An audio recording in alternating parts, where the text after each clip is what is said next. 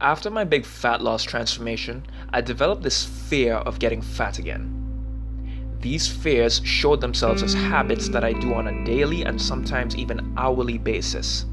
Some of these habits include constantly checking my gut in the mirror after a meal to make sure that I don't look pregnant, half-assed bulking phases where the second I feel carb bloated, which is pretty much unavoidable, I decide that I need to do a mini cut, squeezing and checking my love handles when I wake up every day to see if they've shrunken at all, habitually checking on my abs throughout the day at work and at home, purposefully trying to do double chins as a test of leanness, compensating for overeating on one day by drastically undereating the next.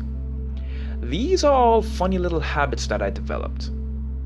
I think that some of them are good for helping me keep my body fat levels in check, but the others are just plain silly. Sometimes I even poke fun at myself by asking some of my coworkers if they want to pinch my love handles to see how surprisingly fat I am around my midsection despite how lean I am almost everywhere else. It's almost as if the petty habits are still there, but the feelings of shyness, shame, and self-consciousness are barely noticeable.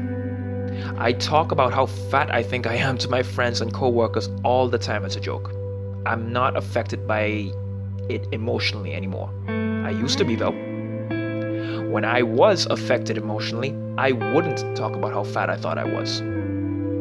I think that when I quote-unquote grew up and took on big boy responsibilities like a job, managing my expenses, career changes, etc., worrying about what other people thought of my love handles was at the bottom of the list.